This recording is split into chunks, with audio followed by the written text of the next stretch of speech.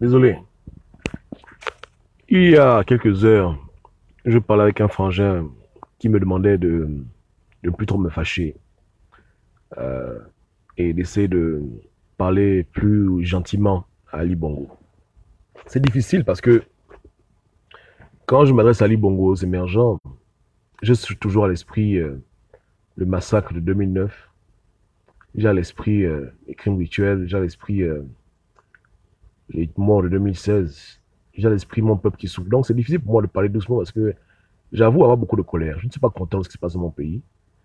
Et je suis vraiment très révolté par la maltraitance que mon peuple subit avec ce régime.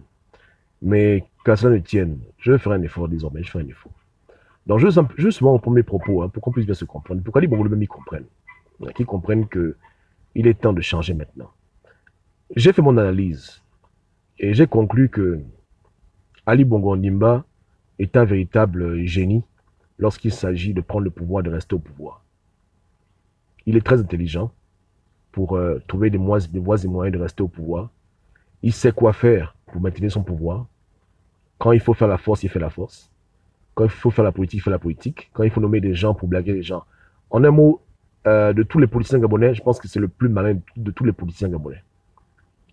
À moins que je me trompe, hein, pour la politique de Omar Bongo, là, je ne vois pas que Ali Bongo à ce jeu. Ali Bongo est excessivement intelligent. Mais je déplore le fait qu'Ali Bongo n'arrive pas à transposer son intelligence dans les choses du Gabon. Parce que pour pouvoir envoyer des militaires attaquer un QG, il faut du courage. Pour envoyer des militaires tirer sur des enfants, ça demande beaucoup de trempe. Pour corrompre des gens à coups de milliards, pour que les gens soient en ta faveur, ça demande beaucoup d'intelligence. Pour convaincre les Blancs de te laisser au pouvoir, il faut vraiment réfléchir. Pour t'assurer à ce que tes gens te suivent toujours, il faut bien leur parler. Donc, il fait ce qu'il faut pour rester dans sa dictature. Pour ça, il est imbattable. Mais pourquoi il n'arrive pas à utiliser les mêmes atouts, le même cerveau pour donner aux Gabonais le minimum? Et ce n'est pas une faveur qu'on lui demande, bon sang. Les Gabonais contribuent à cette économie. Les Gabonais cotisent. C'est l'argent du Gabonais, l'argent du contribuable gabonais. Pourquoi il n'arrive pas à développer le Gabon avec l'argent des Gabonais et en utilisant son esprit super intelligent pour la politique? C'est là où je dis qu'au Gabon, on a un problème. C'est vraiment un mystère. Hein? C'est un mystère. Tu as des intellectuels qui ont fait des grandes études dans les pays des Blancs, qui sont agrégés en économie, agrégés en sciences, etc. Mais qui, quand ils arrivent au Gabon, n'arrivent pas à transposer leur intelligence pour pouvoir faire tomber Ali Bongo. Et tu as Ali Bongo qui n'a pas fait de longues études, d'après beaucoup de personnes, qui est quelqu'un d'assez simple, mais qui arrive à manipuler tous ces hommes politiques, tous ces intellectuels comme des gamins, mais qui devient lui-même bête lorsqu'il s'agit de développer son pays. C'est un problème. C'est un problème. C'est comme si au Gabon, il y a quelque chose qui empêche les gens de pouvoir être malins. C'est tellement dur à expliquer que j'ai du mal à trouver des termes pour expliquer le phénomène. Parce que ne reste pas au pouvoir qui veut, hein, malgré les grèves illimitées, malgré les problèmes de budget, malgré tout ce qu'il y a eu au Gabon en 10 ans, en 9 ans, 9 ans et demi, Ali Bongo est là. Donc ce n'est pas un hasard, il n'est pas là par le fruit du hasard. Il travaille, il réfléchit, il s'assoit, il conspire, il planifie, tout pour rester au pouvoir, pour prendre le pouvoir et pour rester au pouvoir. Et il le fait avec beaucoup d'intelligence, beaucoup d'adresse, dans la violence, dans la corruption, peu importe les moyens qu'il utilise, il est là. Ouais, non? Mais comment est-ce qu'il n'arrive pas à développer le pays avec la même énergie? Donc son intelligence à lui, seulement c'est pour le mal. Il ne peut pas s'asseoir et agir de la même manière pour que tous les Gabonais aient le courant et l'eau, avec leur argent. Je précise que c'est leur argent, ce n'est pas une faveur. Il ne peut pas réfléchir ce soir pour que tous les Gabonais aient toujours leur salaire à temps. Il ne peut pas réfléchir pour que les enseignants soient toujours payés, que les élèves gabonais aient leur bourse. Il ne peut pas réfléchir pour trouver des solutions radicales pour qu'au Gabon, il n'y ait plus la précarité. Il ne peut pas réfléchir pour trouver des solutions radicales pour que les routes soient goudronnées. Il ne peut pas réfléchir pour se battre, pour pouvoir réussir à donner aux Gabonais logements sociaux. Il ne peut pas se battre pour réfléchir, donner aux Gabonais tout ce qu'il faut. Vous voyez qu'il y a un problème dans ce pays. Il y a un problème. Et là, je vous assure qu'il a tout fait pour prendre le pouvoir. C'est reparti. Hein. Je vois que c'est exactement les mêmes choses qu'on a vues en 2009. C'est reparti. Ce sera la gabégie, ce sera les fêtes, ce sera les projets bidons qui vont s'attendre en milieu de chemin. Ce sera le désordre. Ce sera le désordre. Parce qu'il refuse d'appliquer son cerveau pour développer le Gabon. Tout ce qu'il fait, lui, seulement, c'est rester au pouvoir. Maintenant, je me pose une question.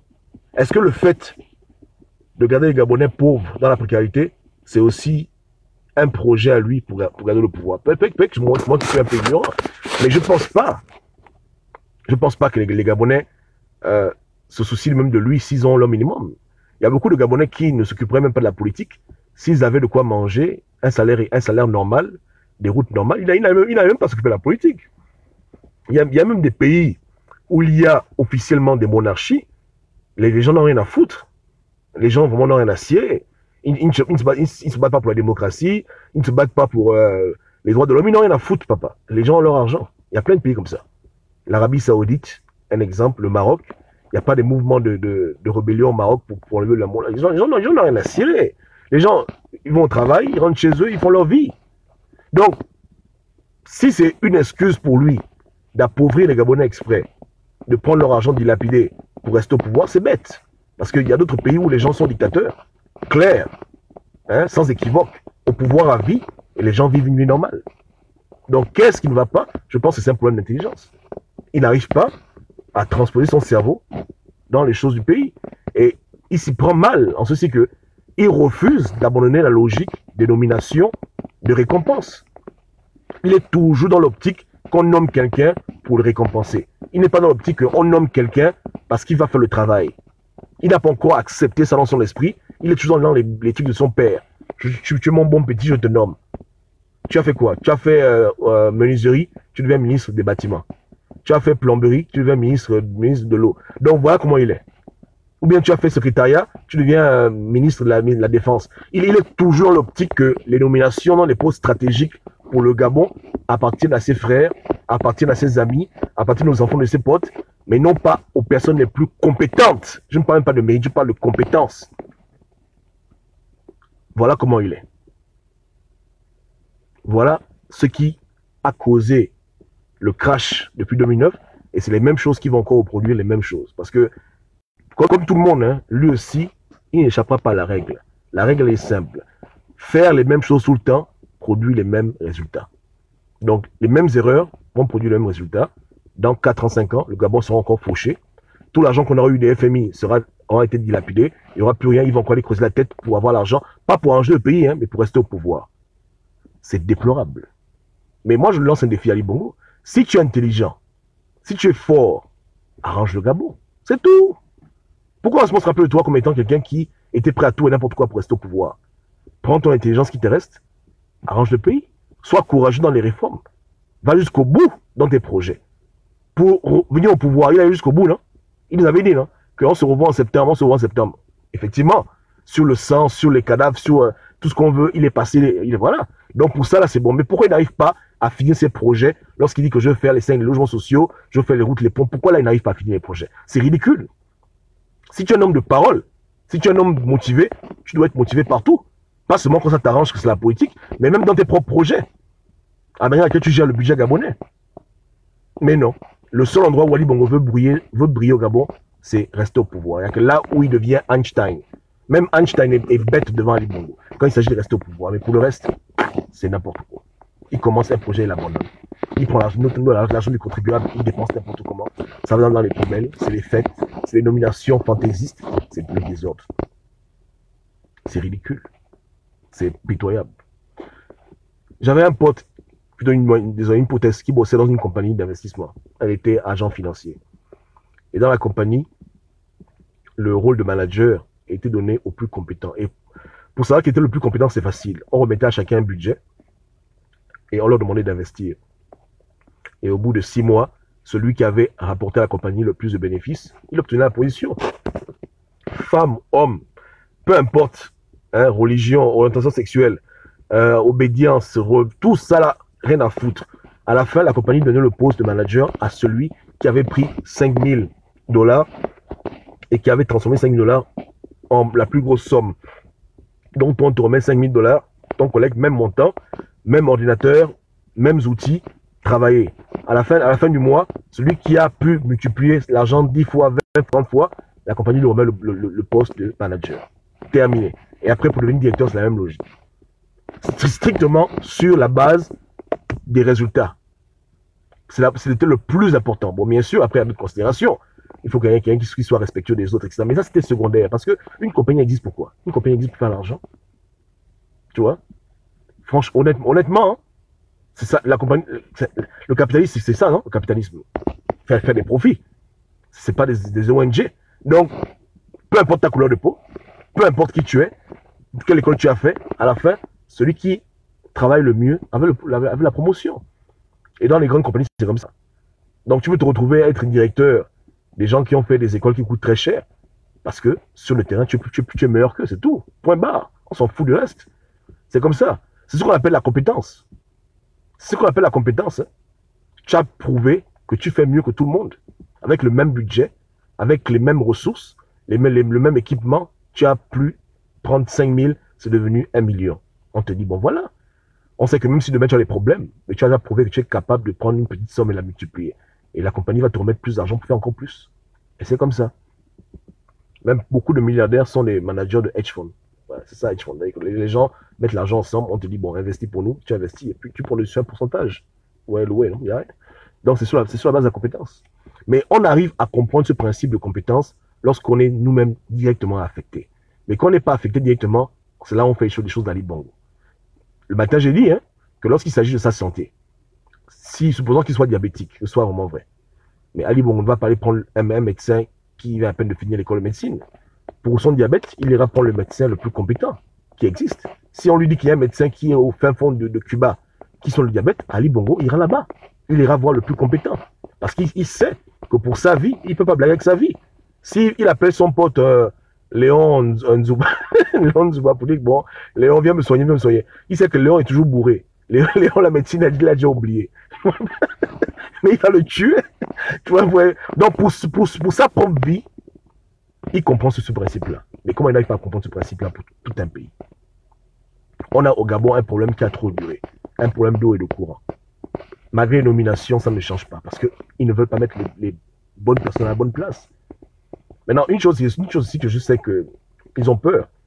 Souvent, ils se disent que si quelqu'un occupe une fonction et que la personne fait du bon travail, la personne peut s'enrichir et puis commencer à devenir un problème plus tard politique qui va mettre à mal leur oligarchie. Parce qu'eux, ce sont des rois. Ils ne nous disent pas ça, mais pour eux, ce sont des rois, l'oligarchie. Mais la solution est simple. Celui qui occupe une fonction importante n'a pas forcément besoin d'avoir un salaire important. C'est écrit dans quel livre qu'il faut que le directeur de la SEG gagne par mois 30 millions. C'est ridicule. Pourquoi? Il y a des gens qui seraient contents de même faire ce travail gratuit. Hein. Moi, j'en connais, des ingénieurs qui seraient contents d'être en charge de la SEG et même travailler gratuit, ne fût-ce que pour avoir l'eau, le courant dans leur quartier. Ça les agace tellement de se réveiller la nuit, pas de courant, les moustiques, qu'ils feraient même ça gratuit. Donc, pour un salaire normal, on met des gens à la bonne place. Là, ils ne vont pas s'enrichir. Toi, tu peux continuer à bouffer ton argent, tu prends tes 500 milliards comme tu veux, tu payes le directeur de la SEG, disons par exemple peut-être 2 millions, c'est tout, pas plus. Là, un salaire normal. Sans voiture de service, sans les honneurs, et puis 2 millions, il te fait le travail. Pour un contrat déterminé, avec des objectifs à atteindre. C'est-à-dire que quand on nomme quelqu'un à un poste important, c'est pas la bordellerie. Il faut vérifier tous les 3 mois et 4 mois où il en est. Et sur la base de son résultat, peut-être lui donner un bonus, mais un bonus raisonnable. Dans toutes les compagnies, c'est comme ça. Comme je dis, tu es nommé directeur d'une compagnie, ton salaire de base, c'est peut-être 20 millions par an, et on te dit que si la compagnie fait des bons chiffres d'affaires, tu auras un bonus de 20 millions. Ça fait que tu es motivé à travailler dur, et quand tu as amené des bons résultats, on te paye ton bonus tranquillement. Mais on va pas te payer un bonus pour te rendre milliardaire. On peut te payer une somme qui est normale au Gabon, sans pourtant que tu puisses devenir un danger politique pour Ali Bongo. Ou même pire encore, Ali Bongo peut te faire signer un papier que si je te nomme à un poste stratégique pour aider les Gabonais, et on te paye un salaire normal, ne fais pas la politique après. Tu t'engages, tu signes. C'est possible selon le contrat, il n'y a rien. Voilà. Donc il peut de toutes les manières possibles s'arranger à laisser des gens compétents travailler sans pour autant être effrayé que ces gens vont prendre sa place de président, ils vont faire la politique, etc. Il y a des Gabonais qui veulent arranger leur pays. Il est grand temps de leur foutre la paix et de leur laisser travailler. Il est aussi grand temps d'apprendre à tes frères francs-maçons que le prestige c'est bien beau, mais si tu es incompétent, reste à la maison. Ouais, le ouais, là. C'est important qu'ils comprennent ça aussi. C'est important. Beaucoup de gens qui sont riches dans le monde n'ont pas de travail. Donc, si c'est la loge qui veut vous enrichir, vous pouvez vous balader dans le monde, faire votre truc. Mais quand on vous nomme à des postes importants, vous faites n'importe quoi, ça nous saoule. Parce que c'est notre argent que vous dépensez mal. Ouais, non? Et c'est les Gabonais qui payent le prix. C'est fatigant. En tout cas, si il espère un jour, hein, arrêter de mentir aux Gabonais, parce qu'il ment aux Gabonais. Il fait des fausses promesses. C'est un menteur. Donc, aucune offense, mes frères émergents. Je suis désolé, mais c'est la vérité. Quand il promet des choses qu'il ne fait pas, là, c'est un mensonge. C'est pas comme s'il n'a pas pu. Il ment. Pour qu'il arrête de mentir aux Gabonais des projets qu'il ne va jamais finir, qu'il commence à se désolidariser des paradigmes gabonais qui disent qu'un poste appartient à un frère, appartient à un neveu, appartient à un sectaire, etc. Et qu'il arrête ça. Qu'il fasse qu'il mette des tests en place pour détecter les personnes les plus compétentes et qu'il les paye de manière raisonnable et que les gens fassent le foutu travail. Ça va beaucoup aider le Gabon, à mon avis. C'est une solution qui est simple, facile à employer, etc. Et je sais qu'il est capable de pouvoir briser les lignes, de remettre en question l'ordre établi. Il a déjà fait au Gabon. Les gens oublient, mais moi je n'oublie pas, moi je retiens ces choses-là. Au Gabon, le poste de Premier ministre avait toujours été assigné à quelqu'un de la communauté ethnique dite Fan. On se comprend. Et lors du scrutin 2016, pour la première fois au Gabon, Ali Bongo a nommé quelqu'un qui n'était pas originaire de l'estuaire et qui n'était même pas fort comme Premier ministre. Isosé Gondé. Ouais, il a certes nommé sur la base du mérite de l'avoir servi, d'avoir fait un bon score dans sa province, mais ni plus ni moins, Ali Bongo a prouvé qu'il est capable de briser les lignes. Donc, moi, je vois pourquoi je suis dur avec lui, je sais qu'il fait exprès. S'il est capable de briser les lignes, de briser l'ordre établi par son père, pour dire merci à quelqu'un, pourquoi il ne le ferait pas maintenant pour que le peuple puisse être un peu soulagé en mettant des gens compétents dans les postes compétents? Ouais, non. C'est très simple. Il l'a fait, non? Il l'a fait. C'est ça, avant, avec Kazio Yemba, Tutu Memman, Colomb Babigema, etc. Jusqu'à même l'ancien gendarme, là, Léon Mébiam, etc. Tous c'était des fans, n'est-ce pas, non? Ali Bongo, lui, vient, il dit, ça suffit. Pour remercier son pote, ils osaient qu'on donne dans le maillot, il le nomme Premier ministre. Bon. Je pense que l'action n'était pas bonne, mais l'action prouve qu'il est capable de briser les tabous. Parce que moi, à sa place, un gars me fait du bon à la campagne. C'est pas parce que tu fais la campagne que tu es forcément un bon Premier ministre. C'est deux choses différentes. Mais comme ils sont toujours dans les business de récompense, voilà. Mais je vais de là, ils osaient l'argent. Tiens, voilà, 20 millions, acheter des bonbons. Merde. Mais est-ce que tu es capable de faire ce pouce-là? Bien, je te nomme parce que tu es mon ami. C'est pas bon. C'est ridicule.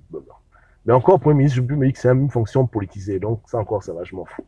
Mais les travaux publics, là, hein, l'eau et l'énergie, et tout ce qui est route, l'entrepreneuriat, les écoles, l'éducation, de grâce, que votre président se désolidarise de cette logique avec ce genre de position.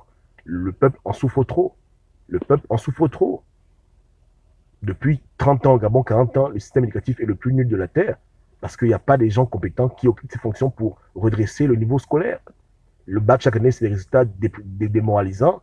Les enfants deviennent de plus en plus bêtes, de plus en plus idiots. Les écoles sont délabrées. Pourquoi? Parce qu'on refuse de laisser les gens qui ont cette compétence dans l'éducation occuper les fonctions. On met des bandits, des amis du pouvoir qui ne connaissent rien à part voler. Bon, c'est comme ça, hein? Donc, moi, je dis que pour 2023, ou bien avant, hein, les émergents n'auront pas d'excuses. On a assez toléré ce phénomène. Je ne parle pas ici parce que moi, je veux une nomination. J'ai dit aux gens que je ne cherche pas à être nommé au Gabon.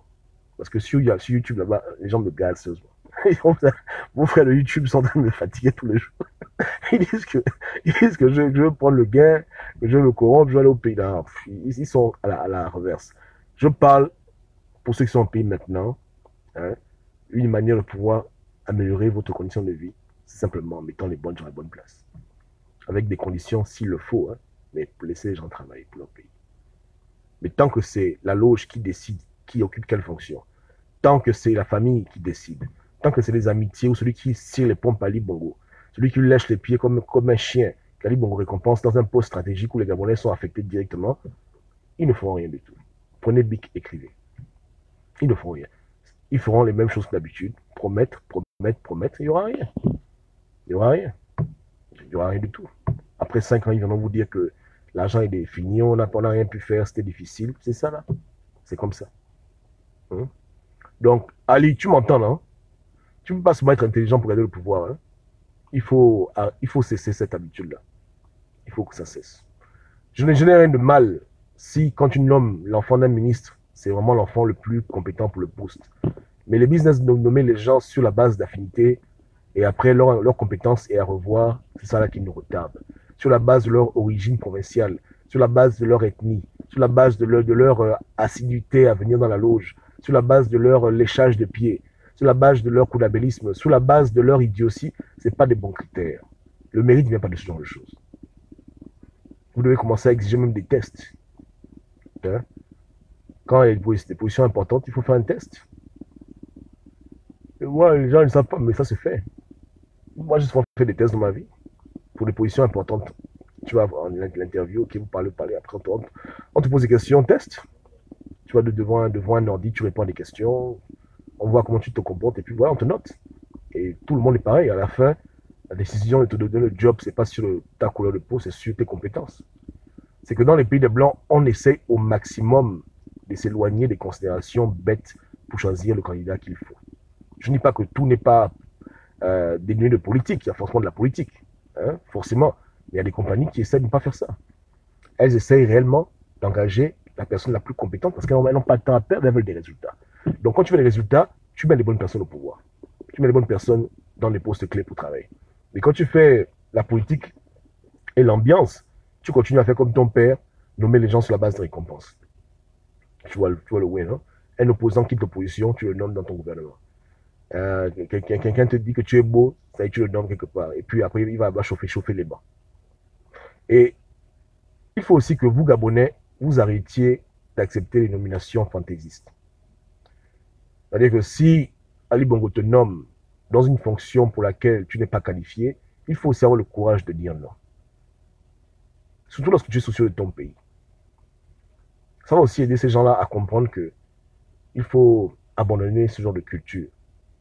Par exemple, si tu es expert en pêche et qu'Ali Bongo te nomme ministre, quoi par exemple, ministre des Affaires étrangères ou bien ministre de l'Éducation, tu refuses tranquillement, tu dis non. Tu dis non merci. Je vais faire quoi là-bas? Aller m'asseoir, chauffer les bancs, je connais rien l'éducation.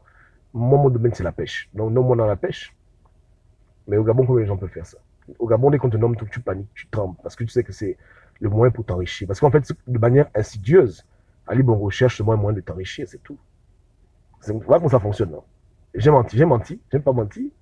À la fin, Ali Bongo cherche un moyen légal de t'enrichir. Donc, il te nomme dans n'importe quoi, juste pour te justifier un salaire de 100 millions par mois, bien de 50 millions par mois, pour te récompenser pour ce que tu as fait pour lui. Ce genre de mentalité, il faut laisser. Il ne faut plus faire ce genre de choses. Il faut laisser. Il peut prendre l'argent de son père, t'enrichir, mais qui ne te confie pas des choses qui te dépassent. Tu vois le truc, non? Voilà. Mais au Gabon, dès qu'on les nomme pour tout et n'importe quoi, personne ne bouge. Tout le monde dit oui. Oui, oui, oui. Et ouais, tu vois des comptables, ministres de l'énergie. C'est pas ça. Voilà. Tu vois des comptables. Hein? Le gars, il est comptable. Il est en train de réfléchir sur l'eau et l'électricité. Il ne sait même pas c'est quoi même un ampère. Ou bien c'est quoi même le volt. Il ne connaît rien. Tu comprends le way, non? Il sait seulement qu'à la maison, il branche la télévision dans le trou. Il ne comprend rien de tout ça. 240 volts, machin, les transformateurs, il ne connaît rien. Mais c'est lui qui est ministre. C'est lui qui est ministre. Parce qu'Ali Bongo cherche à le récompenser pour son allégeance. C'est bête. Hein? Ou bien. Après, tu vois les gens foutent n'importe quoi. Prendre notre argent, dépenser dans des bêtises, faire des faux contrats. Et les Gabonais ne jouent pas le courant d'eau. Ouais, non? Il faut que ça cesse. Donc, émergent, allez dire à Ali Bongo que j'ai parlé. Le temps le jugera. Hein. Il veut être au pouvoir, non? Ça vous arrange, non? Arrangez le foutu pays. C'est tout. Hein. Comprenez bien que c'est l'argent des Gabonais. C'est leur cotisation. L'argent est sacré. Il ne faut pas faire n'importe quoi avec. Vous voyez le way, non? Arrangez le foutu pays. Maintenant, si vous êtes capable d'arranger le pays sans prendre en considération mes conseils, tant mieux. Moi, je ne demande que ça. Mais moi, je comprends que le problème profond du régime Bongo, c'est cette affaire de fantaisie dans les postes. Cette affaire que si ce n'est pas un frère, si ce n'est pas un ami, si ce n'est pas un lèche-bot, voilà. Ça tue, ça tue. Parce que vous avez fait des postes, des systèmes d'enrichissement. et non pas des mécanismes pour enjeu le Gabon. Quand tu vois un peu au Gabon, tous les gens qui sont milliardaires, tous ont été ministres. Je dis bien tous, sans aucune exception. Donc, cite-moi un Gabonais milliardaire dans son compte en France CFA qui n'a pas été ministre. J'attends. Mais le jour où on va arrêter de faire du poste de ministre un salaire d'enrichissement illicite, où ils auront des salaires normaux, et on sera exigeant avec eux sur leurs compétences, sur ce qu'ils peuvent faire, le Gabon va avancer. À grands pas. Même avec Ali Bongo dans le bateau, le Gabon va avancer. Mais cette mentalité va les tuer. Cette mentalité va les tuer. Ouais, ouais. Donc, je ne sais pas si ses frères accepteront de changer un peu la donne pour le bien du Gabon, parce qu'il doit aussi les convaincre sûrement. Il peut être chaud, mais ces gens de sa loge vont bouder, mais bon. C'est ça aussi être chef, non? Il faut assumer. Mais tu fais les choses de ping. Tu fais les choses de ping. Hein? tu veux pas assumer. Hein? C'est toi le chef, non? Ou bien c'est pas toi le chef. Il faut nous dire. Hein? Ou bien, tu as peur, les gars. Tu as peur. Tu as peur. Hein? Le jour que vous verrez au Gabon, hein, un gouvernement gabonais avec des gens que vous ne connaissez pas, mais quand vous allez voir leur curriculum vitae, vous verrez que chacun est nommé à sa place et qu'ils ont de l'expérience, pas seulement des diplômes. Ce jour-là, c'est que le Gabon aura changé. Et les projets que vous rêvez de voir, là, les conditions de vie, vous allez les voir. Mais tant que ce sera les mêmes idioties, les mêmes gens, les mêmes bouilles, à qui on essaie de chercher une place au soleil. Tu appelles Ali, allô Ali, oui, oui, comment tu vas? Ouais, c'est Goba, moi. Il y a mon fils est là, moi je suis fatigué, il faut qu'il prenne ma place là. Ah oui, qu'est-ce qu'il a fait à l'école? Oh, il a fait écologie, ok, bon, je le nomme au ministre de l'Habitat alors. Il peut faire l'habitat. Oh, oui, il peut se débrouiller, hein, il peut se débrouiller. Bon, tant qu'il est ministre, ça va, hein. Ça n'a pas de problème, tu sais comment on fait, non? Oui, ok, d'accord, je le mets à l'habitat. Bon, si l'habitat, bah, ça prend trop de temps, s'il a du mal, je le mettrai au PME. Hein? Tu es d'accord? Oui, au PME, il n'y a pas de problème, ministre délégué, ouais, ok. C'est ton fils aussi, hein? Oui, je l'aime, je l'ai vu grandir, hein? C'est mon fils, ok. Ouais, d'accord, ok. Tant que c'est comme ça au Gabon, là, on ne verra pas clair. Vous voyez le oui, non? C'est comme ça. Mais quand ce sera maintenant, allô oui, j'ai créé un nouveau ministère, un ministère pour l'excellence académique. Je cherche le Gabonais le plus compétent. Est-ce que vous pouvez m'envoyer les résumés ici? Ok, on envoie les résumés. On envoie les CV. Ok, bon, voilà, il a fait telle école, telle école. Ok, maintenant lui, on appelle, venez, monsieur, vous avez quelle expérience? J'ai 30 ans d'expérience en éducation. Ok, d'accord, vous pouvez faire le travail. Oui, on peut travailler. 6 mois de contrat, renouvelable, un an avec bonus de 2 millions. Ok, là, vous êtes content? Oui, d'accord. Bon, prenez le test. Tu prends le test, tu échoues le test, dégage. Ainsi de suite. Tu as reçu le test, félicitations, vous êtes nommé, terminé. Voilà. Quand il y aura maintenant une logique scientifique, une logique plus rationnelle, une logique sensée pour mettre des gens à des postes clés de décision sans promesse démesurée d'enrichissement illicite, ça a bougé. Ça a bougé. Dans la vie, il n'y a pas de hasard. Il n'y a pas de hasard. Les meilleurs font les meilleures choses. Beaucoup de gens ignorent ces choses, malheureusement, mais la plupart des compagnies que vous voyez dehors, ce n'est pas le hasard. Il y a les compagnies qui commencent, ils sont à 3. Ouais, la compagnie devient publique, après ils se séparent. Chacun prend son chemin et chacun va encore refaire une compagnie comme il avait fait avec les autres. Quand on voit un peu l'histoire de Steve Jobs, prenons un peu le cas de Steve Jobs. Steve Jobs a créé la compagnie Apple. Tous ceux qui ont les montres Apple représentent. Oui, ouais, moi j'en ai pas, mais je m'en fous. Donc, Steve Jobs a créé la compagnie Apple avec son pote Wozniak. Ils ont commencé la compagnie à deux.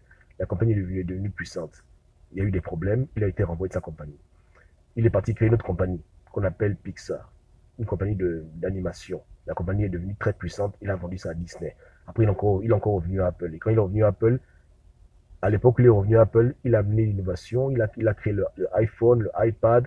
Et aujourd'hui, Apple est la première compagnie à avoir atteint le trilliard en valuation.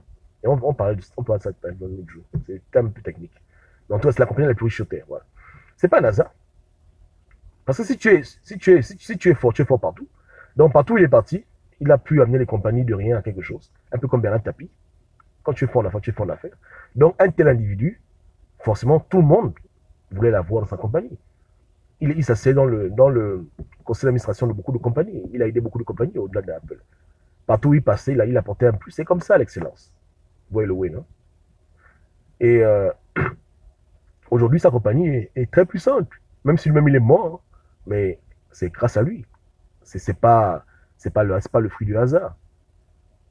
Donc les gens se battaient pour pouvoir avoir Steve Jobs dans leur conseil d'administration pour avoir des conseils pour réussir. Mais est-ce qu'Ali Bongo a cette mentalité? Ali Bongo n'a pas cette mentalité. Ali Bongo fait les bêtises que dans la famille, les amis, machin. Là, il va pas aller loin. Hein, parce que l'histoire du Gabon a prouvé hein, que les plus brillants ne sont pas dans sa famille. Je m'excuse. Hein, je m'excuse.